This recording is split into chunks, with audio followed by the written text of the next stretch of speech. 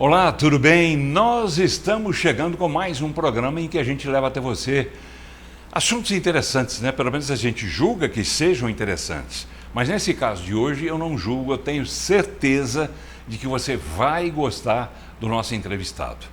É um entrevistado que sempre tem o nome envolvido, né? Porque uma parte gosta, outra parte de repente pode não gostar.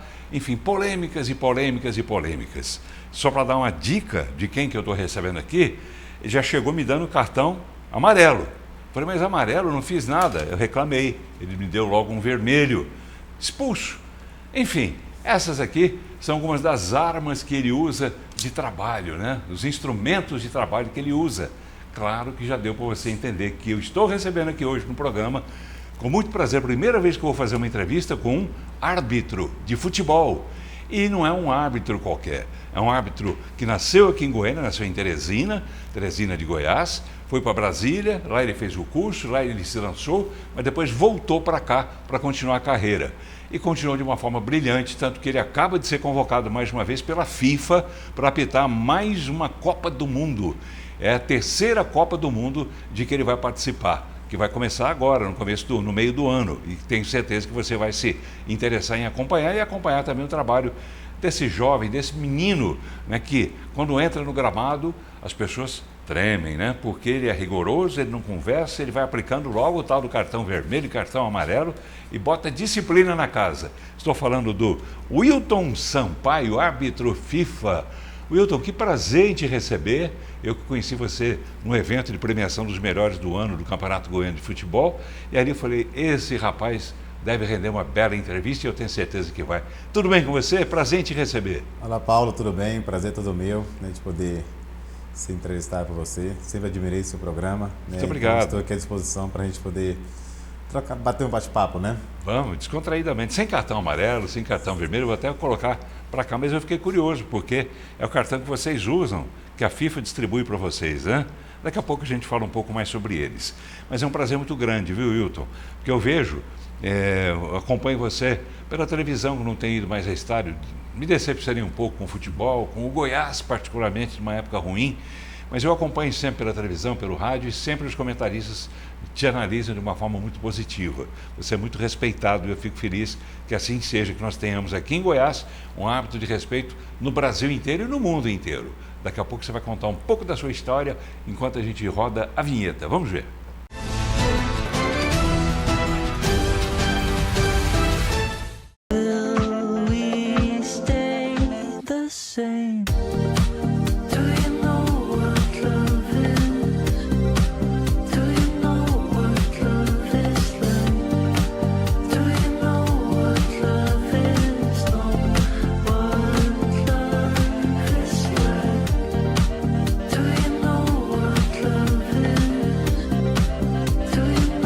Nucleodonto, transformando sorrisos há 49 anos.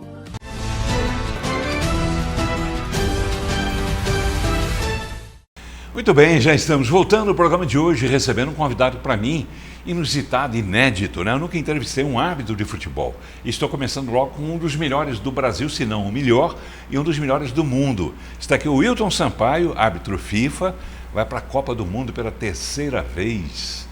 Você ainda sente aquele friozinho na barriga, na expectativa de ser chamado pela FIFA para apitar o máximo que existe no futebol, que é a Copa do Mundo, Wilton? Sim, Paulo, a gente sente ainda aquele friozinho, né? Fica na ansiedade, né? Aquela ansiedade positiva, né? Que a gente espera, né? Ser convocado para uma competição tão importante que é a Copa do Mundo, né? Então, assim, nos preparamos para isso, né? A preparação é longa, foi logo após o término da Copa do Catar, a gente inicia um processo, né, de uma nova Copa do Mundo e estou bem, graças a Deus, né, cuidando bem da saúde física, saúde mental, para que a gente possa corresponder, né, da melhor maneira possível. Você já apitou a Copa da Rússia, do Catar e agora nos Estados Unidos, México e Canadá. Exatamente, a Copa da Rússia eu fui como árbitro de vídeo, né, o árbitro principal era o brasileiro Sandomir Hit, né, eu fazia parte da equipe dele como árbitro de vídeo. Essa foi a minha primeira experiência, né, na Copa do Mundo. Mas estava ali convivendo, né, com todos os árbitros, né, que estavam habilitados para essa competição. E me deu muita experiência, né, para a Copa seguinte, que foi a Copa do Catar, né, onde eu atuei com 4 jogos, né, sendo um dos árbitros que mais trabalhou naquela Copa. Tá, e agora essa Copa que vai ser disputada em junho, né? Exatamente, a Copa começa em junho, né? E são 30 dias de Copa do Mundo e a gente vai, né, se preparar, né, para poder chegar bem a Copa, né? Tem toda uma preparação prévia para quando a gente chegar lá estar 100% alinhado com a filosofia da FIFA. Eu quero saber dessa preparação que vocês têm, vocês árbitros têm. Mas você falou o nome do Sandro, né? Sandro Meira Hit. Foi colega seu em Brasília? Exatamente, o Sandro foi colega meu, né? É um amigo que eu tenho dentro da arbitragem, a gente se fala diariamente. Hoje ele é instrutor da FIFA para os árbitros americanos, né? Ele está nos Estados Unidos já há bastante tempo. E passando a sua experiência, né, para os árbitros jovens daquele país. E começamos em Brasília, né? Eu me formei em 2000, o Sandro formou em 2003. E quando eu entrei para o quadro da FIFA, a gente participou de vários jogos internacionais juntos. Ô Wilton, me diz uma coisa, eu fiquei curioso de saber o seguinte. Quando você começou, você tinha esse sonho, né, de ser um árbitro de futebol? Ao contrário de muitos garotos que pensam em ser jogador de futebol. Você prefere logo o outro lado, que é o lado mais exposto da história. Mas você, se fosse ouvir muito bem o conselho de um árbitro que foi famoso, eu não diria que foi melhor, porque eu vivi a época em que ele apitava, que é o Armando Castanheira da Rosa Marques. Armando Marques, né, todo cheio de modismos, né, de maluquices na época. É verdade que ele achou que você não poderia ser árbitro de futebol porque é muito baixinho? Exatamente, essa é uma história antiga, que foi em 2005, né, quando eu conheci o seu Armando. Ele era então presidente da comissão de árbitros, né, da CBF do Brasil, e um seminário foi apresentado a ele. E ele virou para o meu chefe na época em Brasília e falou: mas ele é muito baixo, ele é árbitro mesmo, sim, você vai ver ele no campo de jogo, você vai surpreender com ele. E aí, quando eu entrei para a CBF, né, no comando do seu Armando, ele me deu a oportunidade, né, estreiei na Série B, na Série A do Campeonato Brasileiro, e tive a oportunidade de ter ele como meu chefe na Conmebol. Ele foi meu chefe como árbitro da Conmebol. E depois disso ele falou alguma coisa sobre sua altura? Não, não falou mais, ele reconheceu que estava enganado, né, e tive muitas oportunidades, né, cheguei, né, a trabalhar, ter ele como meu instrutor, como meu chefe. Então, assim, é uma das figuras, né, que a gente reconhece muito, não só a nível nacional, mas a nível mundial, por tudo que representou na arbitragem. Tá bem. Mas o Armando é interessante, né? Eu sempre acompanhei futebol lá dos anos 60 ainda. Eu não sou santista, eu sou pelezista. É um menino, como eu era naquela época lá. Ver um time como o do Pelé, Dorval, Mengaba, Coutinho, Pelé e Pepe. E lá atrás, Gilmar, Dalmo, Zito, essas coisas todas, Mauro. Não podia torcer para outro time, né? Tanto que o Santos foi o grande... Eu até me arrepio, sabia, de lembrar daquele Santos, não desse de hoje, que é uma enganação. Mas, enfim...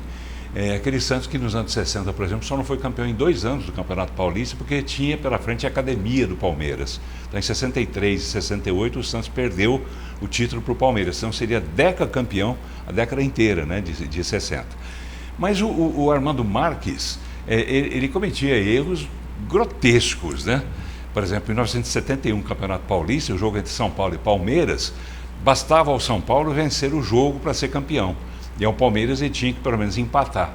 Só que o São Paulo estava ganhando e o Leivinha, centroavante do Palmeiras, fez um gol de cabeça, mas o Armando Marques, sabe-se lá por quê, entendeu que foi com a mão. E anulou o gol e com isso acabou o título ficando com o São Paulo. Foi um erro grotesco. Agora, acho que não tão grotesco quanto aconteceu em 1973, na decisão do título paulista também, entre Santos e Portuguesa de Desportos. O Santos terminou empatado o jogo e na cobrança de pênaltis o Santos tinha vantagem de 2-0, mas a Portuguesa ainda tinha 2 pênaltis para bater. Quer dizer, poderia empatar e poderia haver um acúmulo ainda de cobrança de penalidades máximas, ou cobrança da marca da cal, porque aquilo não é pênalti. Mas enfim, e acabou que ele apitou o final do jogo e o título acabou ficando dividido entre Santos e Portuguesa. Eu achei aquilo um absurdo, que santista como eu sou, eu fiquei... sabe, triste com esse tal de Armando. Depois ele cometeu outros erros também, Vasco e Cruzeiro, sempre em disputa de título e tal. Quer dizer, até os grandes árbitros, como ele era considerado na época, ele, Romualdo Arp Filho, aqueles outros, até eles erram. Você já errou alguma coisa de forma grotesca? Não, sim. Erra, todo mundo erra. Exatamente. É inerente ao ser humano. Mas errar grotescamente como Armando Marques, que te criticou no início pelo tamanho, errou, é difícil. Não, a gente faz o possível para não cometer equívocos, né? E a gente sempre fala assim, quando a gente errar, que esse equívoco não interfira né, no resultado final daquele jogo, mas graças a Deus nunca tive um erro grotesco na minha vida. Né? A gente trabalha com interpretações da regra. Né? Pode ser que A acha que está certo, B acha que está errado, mas assim, a nossa filosofia de trabalho é sempre em busca do acerto, de fazer justiça, né, com o resultado final do jogo. Não interferir. Não interferir. Não interferir. Sua mãe é sempre lembrada nos jogos, nos estádios, não? A mãe é sempre lembrada, né, desde o início, na entrada do estádio, na saída, né, mas a gente sabe conviver com isso, né, a gente entende tudo isso, a gente sabe ali que às vezes é a paixão do torcedor, né, então a gente leva para o lado com bom humor, né, na verdade a gente não pode levar isso para dentro de campo, né, paixão cega, né, o torcedor? É uma paixão cega, a gente entende o torcedor, né, o nosso trabalho ali realmente, né, é de fazer o nosso melhor, né, para que a gente possa, né, registrar o resultado do jogo de forma justa. O nome da sua mãe é? Maria Rita. E seu pai? José Maria. Devem estar assistindo o programa. Com certeza. Um abraço para eles, né? Mande um abraço para eles. E como é que a sua mãe, em particular, recebeu informação sua? Você falou, mamãe, chama ela de mamãe? Minha mãe. Mamãe, eu vou ser árbitro de futebol. Antigamente se falava juiz, né? Juiz de futebol. Mas você é árbitro de futebol. O que ela disse para você? Então, a minha mãe sempre me apoiou desde a época que eu jogava futebol, né? Joguei meu futebol até pelos 14, 15 anos, né? Quando eu realmente tive ali o desejo de ser árbitro de futebol. Então, a minha mãe recebeu muito bem, né? Assim, eu sou do interior de Goiás, da cidade de Teresina de Goiás. E eu lembro que na época, para poder apitar jogos, eu era de menor, né? Com 15, 16 anos. Os responsáveis por essa área de esporte, pelos times, sempre iam conversar com meus pais, né, pedir autorização, se responsabilizando pelo meu trabalho, né? Então, assim, é engraçado tudo isso, mas a minha mãe me deu total apoio, meu pai também. Meu pai é um apaixonado por futebol, meu pai assiste tudo quanto é tipo de jogo, não só do Brasil. Então, assim, é uma família que me dá muito apoio, né, muito suporte, né, para me poder chegar até onde eu cheguei hoje na arbitragem. E a sua mãe, quando foi lembrada pela primeira vez pelo coro da torcida no estádio de futebol, ela comentou o que com você? Não, a minha mãe é muito tímida, sabe? Ela assim, é muito restrita, ela fala, não, pode ficar tranquilo, isso faz parte, eu entendo tudo isso. Bom que lembraram de mim, pro bem ou pro mal. Ela leva bem na esportiva. Pro bem ou pro mal, mas lembraram de mim, lembraram que eu existo, manda um abraço para eles. E família? A família aceita bem também essa profissão? Aceita bem, a minha família é apaixonada pela minha função, né? Meus pais, assim, o meu irmão é árbitro também. Seu irmão também né? É árbitro, trabalha na Série A, está no grupo de árbitros profissionais, né, por Brasília. Então ele faz parte também aí do trabalho, né, da arbitragem. Então, sim, somos uma família assim, que é apaixonada por futebol, né? Não temos assim, parentes próximos, né, em nenhum time profissional, mas as pessoas que tá ali no nosso dia a dia, né, Paulo? Eles nos dão muito suporte, né? Então, não só os familiares, mas os amigos próximos, para a gente poder chegar onde chegou hoje, a gente tem que ter muito suporte familiar, né, para a gente poder ter uma base boa. Mas é um assunto preferencial quando você chega numa roda de amigos, assim, por exemplo? É inevitável, né? Falar de futebol. É inevitável, né? As pessoas querem ter curiosidade, né? Principalmente de competições, de como que é um jogo, de como que é o tratamento com um atleta, né? Um atleta famoso, um atleta iniciante, um treinador famoso. Então a gente bate um papo ali descontraído dentro daquilo que eu posso falar, né? Que tem coisas que a gente não pode falar, que a gente tem um protocolo a seguir da FIFA, né? Que não nos permite, né, falar de tudo. O que eu não posso perguntar para você, por exemplo? Por exemplo, situações que envolvam decisões técnicas, decisões disciplinares, né, situações de interpretação de regra. Então, são situações assim, que a gente não pode falar, né? Eu até peço, assim, às vezes, desculpa, né, para o telespectador, né, para o entrevistador, porque realmente tem situações que a gente realmente, né, é proibido de falar. Tá aí, a gente respeita, né? Quando de conta, o tal do padrão FIFA é uma coisa absoluta, né? Exatamente. Padrão FIFA em tudo. Em tudo. Né? Os protocolos todos da FIFA. E eu disse aqui na abertura do programa que você me trouxe logo um cartão amarelo, rapaz. Eu estou vendo aqui atrás, tem aqui os quadradinhos, né? Aqui dá para ver. Tem os quadradinhos aqui e escrito em cima a que se refere. Por exemplo, gols. Sai o gol, tem um número e tem o quê? O que é? Número e o tempo. E o tempo. Ah, tá. O número do jogador. Exatamente. O número do jogador que fez o gol. E o T aqui é de tempo? De tempo. O tempo que ele anotou o gol. Você marca isso tudo aqui? Exatamente. Mas se é tempo, Ah, tá. Não é primeiro tempo, segundo tempo. É Vocês tempo contam corrido. agora na E contagem corrida. Exatamente. Contagem corrida. E dá tempo de fazer isso tudo no meio de apitar e ainda observar se tem alguma infração, alguma irregularidade? Você ainda tem tempo para fazer isso? Hoje com a tecnologia está mais fácil, né, da gente controlar tudo isso, porque não só a equipe, os árbitros de campo anotam, como também a equipe de vídeo tem as anotações também. E no final a gente faz a conferência, né, para fazer o relatório final daquele jogo. Aqui também tem advertidos, substituições e do time local e do time visitante. Exatamente. É isso, né? E essa outra aqui, o cartão vermelho, é diferente, né? Que ele tem aqui, como é que é aqui? É que o cartão vermelho tem o número, né? O número, o tempo e o motivo. Você tem que relatar o motivo daquela expulsão. O número é o número da camisa do jogador, Exatamente. o tempo e o motivo. Exato. Qual o motivo pelo qual você mais expulsa jogador? Hoje o motivo que a gente mais expulsa, Paulo, é por entradas, né? Assim, a gente costuma abreviar por jogo brusco grave. É aquela entrada um pouco acima do limite. Né? O jogador vai disputar uma bola e atinge com as travas, atinge de uma forma com intensidade, atinge o uso do braço no rosto de forma, né, intencional, gerando aí uma possível lesão, né, ao seu adversário. Então hoje o número maior de expulsões que tem no futebol é quando os jogadores vão disputar uma bola, né, e aí aumenta um pouco, né, a intensidade, que a gente resume no caso a força. E o choque de cabeça também, né? O choque de cabeça, hoje tem vários protocolos, né, que a gente tem que ter esse cuidado, né, com relação ao choque de cabeça, para que o jogador seja atendido de forma imediata. Vocês têm também um protocolo que fala sobre ofensa, injúria racial, essas coisas todas, mas tem um movimento com a mão também? Exatamente. Como é que é? Hoje a gente tem, né, esse movimento, né, para poder... uma campanha, né, acima de tudo, que a gente tem que fazer o máximo possível para evitar esse tipo de atitude, né, em todos os jogos, não só a nível profissional, mas desde da base, né. É uma orientação mundial, que a FIFA pede a todas as associações, as confederações, né, essa campanha de injúria racial. Wilton, faz umas perguntinhas, você responda se o protocolo permitir. Qual a torcida mais enjoada que você já enfrentou? Essa é uma pergunta que realmente a gente não pode responder, mas a gente passa por algumas torcidas aí que realmente agitam um pouco, né, o campo de jogo, né, mas assim, eu evito falar em nome de torcida. Ela tem mais a cor vermelha ou a cor verde aqui em Goiás? Não, nenhuma das cores, nenhuma das cores. A gente até louva quando tem torcida, né, Paulo? Porque o torcedor é razão de tudo, né? O estádio, quando está lotado, é muito bonito, né? A festa é muito bonita. Então, assim, eu sou incentivador do torcedor, né? Aquele torcedor do bem que vai realmente para poder torcer para a sua equipe, né? E para aquele espetáculo. Você torce pela volta das duas torcidas a campo?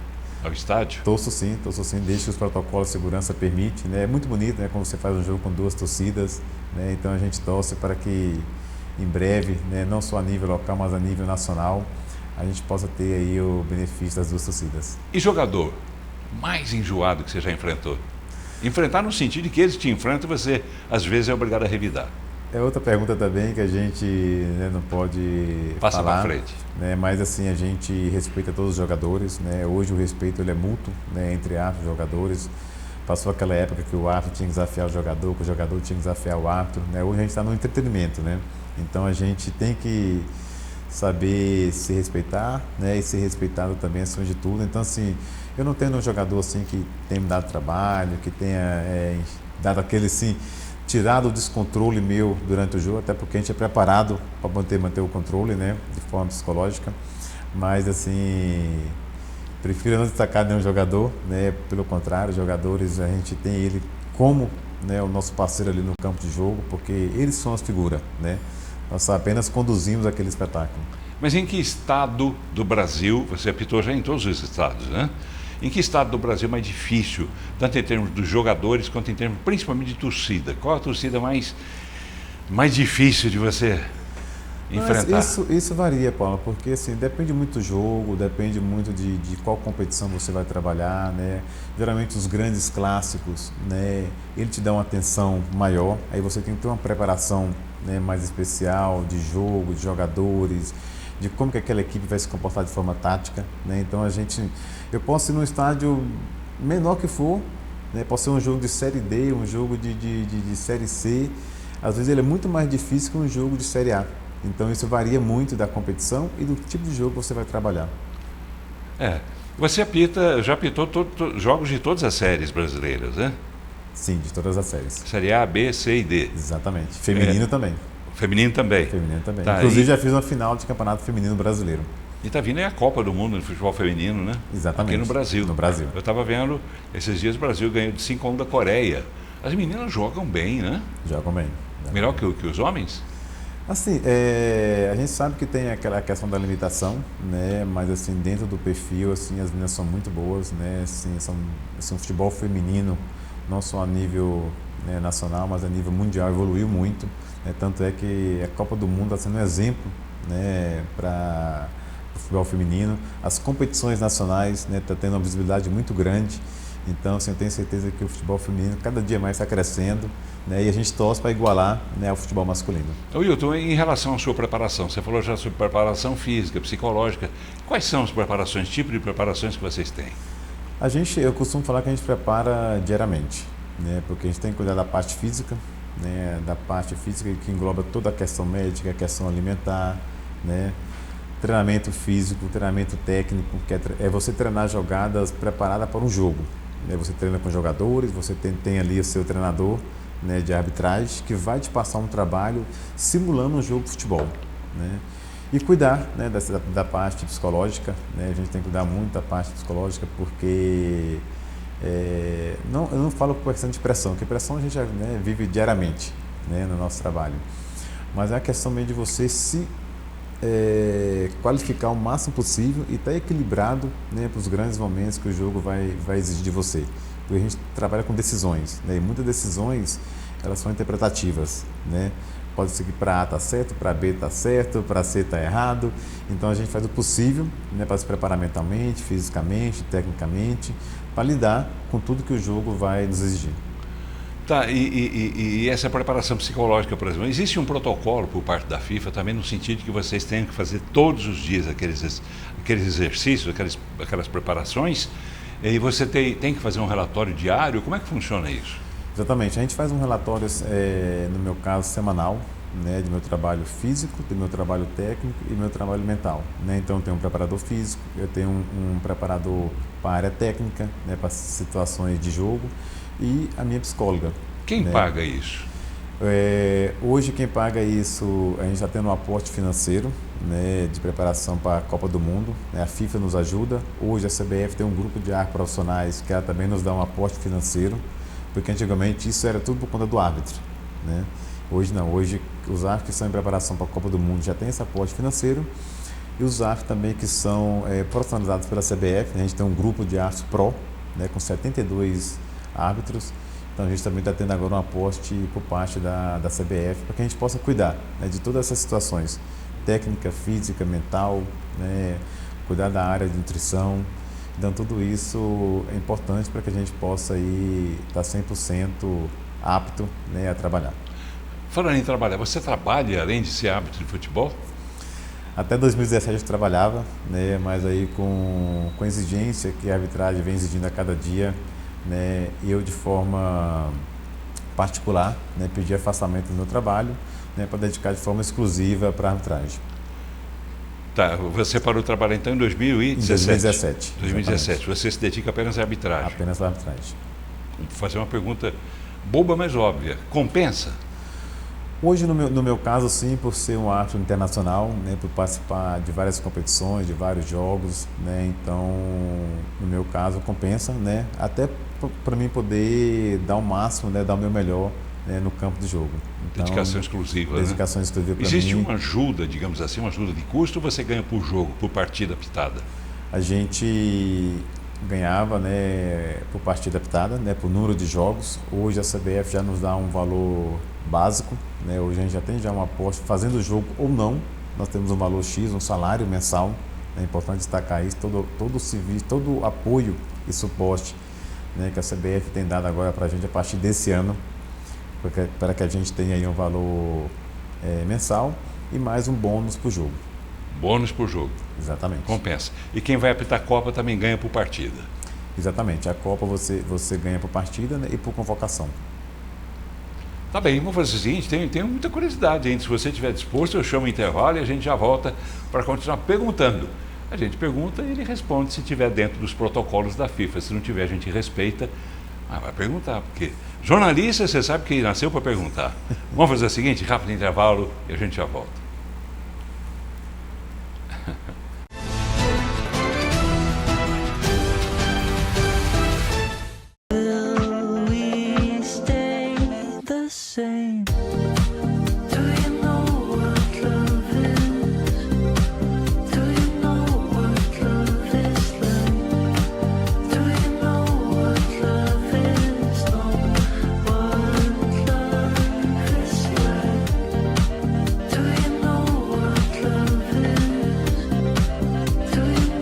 Núcleo Odonto, transformando sorrisos há 49 anos.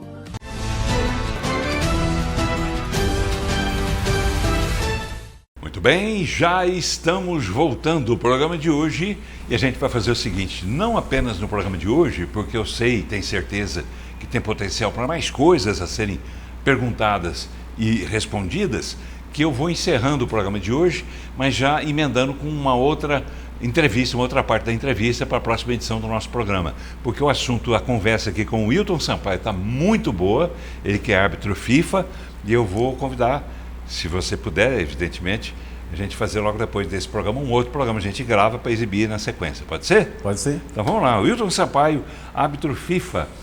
Wilton, pesquise na memória aí, você sempre foi entusiasmado com essa história de ser árbitro de futebol, tanto que deixou de ser jogador para ser árbitro. Em que momento, já houve um momento nessa carreira sua de árbitro, que já se vão quantos anos? Já se vão profissionalmente 26 anos. 26 anos. Teve algum momento que você falou, vou parar? Decepcionei com tal coisa? Não teve nenhum momento, Paulo. Assim, lógico que a gente fica chateado com algumas situações, que às vezes você comete um equívoco, você faz o possível para não cometer um equívoco, para não ter influência no resultado de jogo, né? E às vezes assim a gente fica chateado, né, naquele momento ali, mas a gente procura, né, saber por que a gente se equivocou, né, para a gente poder dar a volta por cima, né, voltar mais forte ainda. Faz parte da nossa carreira como árbitro de futebol, assim como jogador também erra, né? Mas a gente faz o possível para superar, né, tudo isso. Mas a arbitragem para mim é uma paixão, né, desde o início. São 26 anos como árbitro profissional. Comecei com meus 14, 15 anos, né, no futebol amador, e a cada 14, dia eu procuro. E a cada mas 26, dia, já calculei sua idade então. Exatamente. A cada dia eu procuro, né, me aperfeiçoar, né, por mais experiência que eu tenho. Pois essa experiência de repente que é boa, mas a idade pesa para todo mundo, não é só para você, para todo mundo. Tem um limite de idade que vocês têm que parar de trabalhar? Como é que é isso? Hoje não tem mais um limite de idade, né? Antigamente tinha. Então hoje você conseguindo, né, desempenhar bem na parte física, na parte técnica, né, correspondendo às exigências que a FIFA pede, que as comissões nacionais pedem, você pode seguir, né, mas a gente sabe que a partir dos 45, né, 46, 47 anos, a gente entende que é natural esse processo da renovação, né, então assim, eu tenho que preparar cada vez mais, né, para o meu encerramento de carreira, mas enquanto eu tiver condições, né, de entregar bons resultados e as comissões entenderem que eu devo continuar, eu vou continuar. Essas comissões vão entender se você deve continuar ou não, com base em quê? Existe uma avaliação que eles fazem anualmente, semestralmente? Como é que funciona isso? Existe uma avaliação, a gente costuma falar avaliação mensal, né? E no final tem uma avaliação anual de como foi a sua temporada, né? E aí a gente passa por essa avaliação geral, né? Em todos os quesitos, né? Não só no jogo, mas que envolva todas as avaliações físicas, teóricas, né, daquele ano, e a sua performance, né, física e técnica, né, anual.